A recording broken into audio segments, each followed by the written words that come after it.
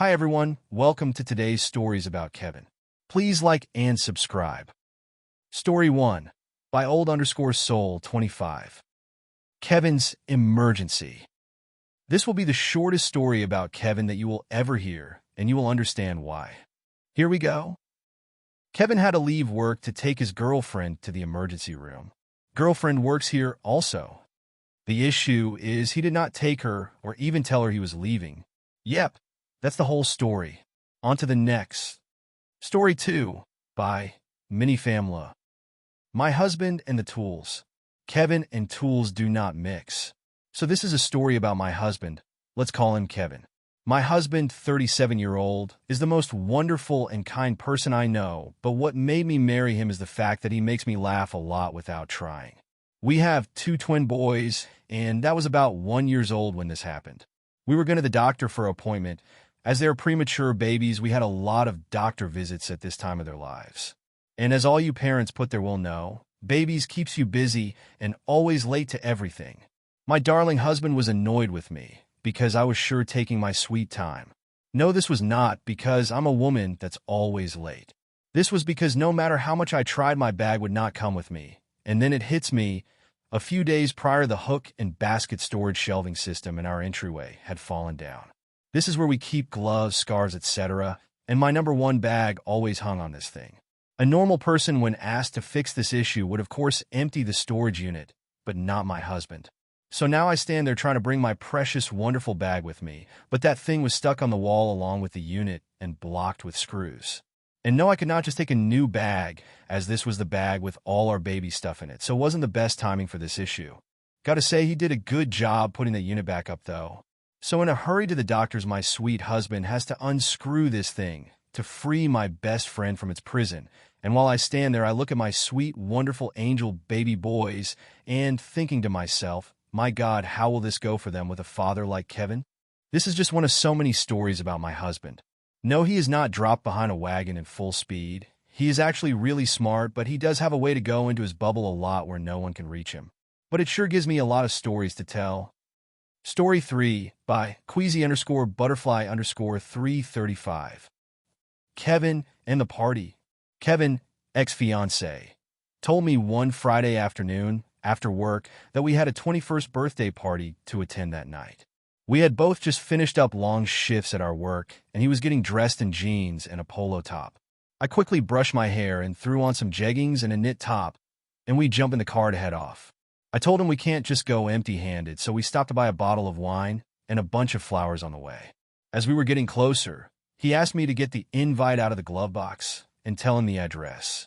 It was at this point that I saw the very fancy invite, which stated the dress code was formal. I said, hey, this invite says the dress code is formal. Kevin, yeah, I saw that. Me, we are not dressed for the party. We need to go back home and change. Kevin, nah, we are fine and we're almost there. He doesn't listen to me. He insists what we are wearing is fine. It's just a birthday party. He also tells me that he got the invite almost 2 months prior and had been meaning to tell me about it earlier, but forgot. Long story short, we arrive at the venue, a very fancy ballroom-type venue, in a prestigious club. I am the only girl not in a stunning floor-length gown, and he is the only man not in a tuxedo. I was mortified and kept apologizing. Kevin didn't seem fazed by it all. A few weeks later, I heard that Kevin had told people that I had never told him it was a formal event, and that is why we turned up dressed casually. A lot of commenters on this thread do agree that Kevin was a lot to deal with, hence him having the title of EX. Story 4 by Irrelevant Trumpeter. Kevin the Culinary Artist. This one will be extra long, hope you settled in. Some background. My wife and I love cooking. It's one of our favorite hobbies. We cook together at least once a week, and generally we make enough to have leftovers.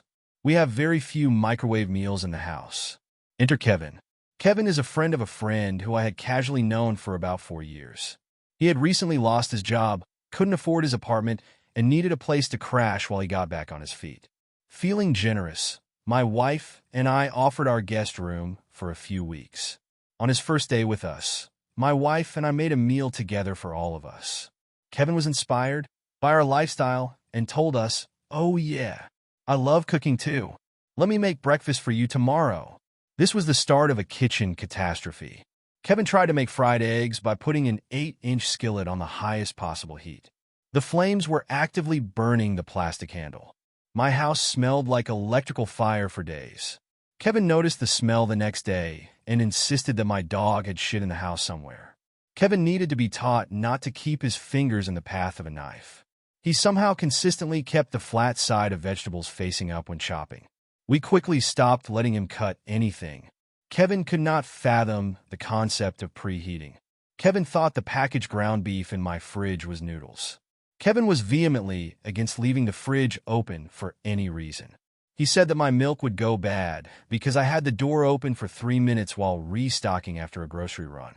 When my wife and I were at work, Kevin tried to make grilled chicken using pre-seasoned chicken breasts and used a YouTube tutorial plus one for effort. He put the chicken directly on my gas stove because he thought it was the same as a grill. Kevin kept suggesting that our little herb garden would be great for growing pot. I don't know much about marijuana, but I'm pretty sure you can't grow it in a tiny pot like that. I walked Kevin through baking cookies from a pre-made dough. We watched TV while waiting. When the timer went off, I told him to get the cookies out. He came back to the living room and said, "I'll let it cool down." He had tried to get the pan out with his bare hands and left it in the hot oven to cool down. I told Kevin that microwaving an egg would make it explode. This excited him. While I was at work, he microwaved an egg. It exploded. The whole time he kept pretending like he knew what he was doing and was just making sure with his questions. This was over the span of about 5 days. We basically didn't let him in the kitchen after this point. We learned after he'd left our place that he had been in a long-term relationship in which his girlfriend did all the cooking and meal prep. What I don't understand is why he felt he needed to lie.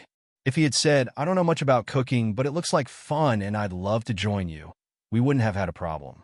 Some bonus Kevinisms. Kevin hounded us asking if he could eat our share of the leftovers. We usually made enough for food for 3 people while he was staying with us. This wasn't stupid, just rude. Kevin called all streaming Netflix. E.g. Game of Thrones is on Netflix on HBO Max. One commenter's replies to the thread and states, "Maybe tell him that putting his phone in a microwave will charge it up faster. It's got to be done on his microwave as yours isn't rated for recharging." Last story by CW007. Kevin and Kavina. Read the screen. So this is another story involving my Flat Earth Kevin employee, 60-something M. There's also a Kavina, 50-something F in this story. She's also one of my employees.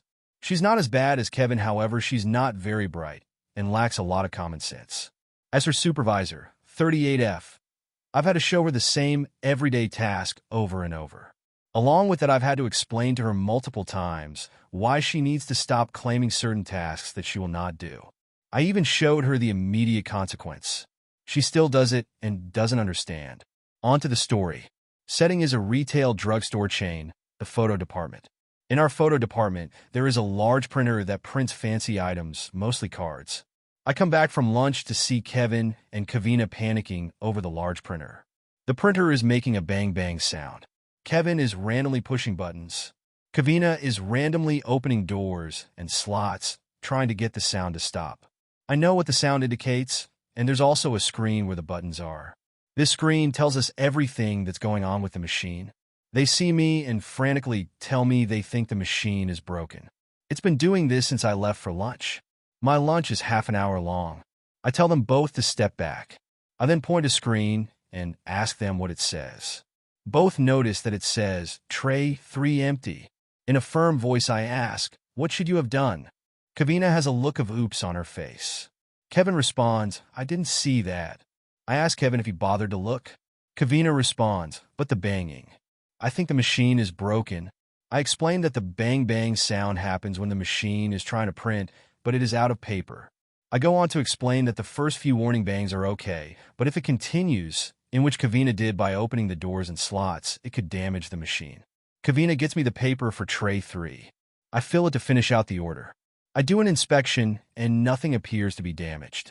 Imagine how a whole half hour of panic could have been avoided if Kevin and Kavina had just read the screen. Please like and subscribe.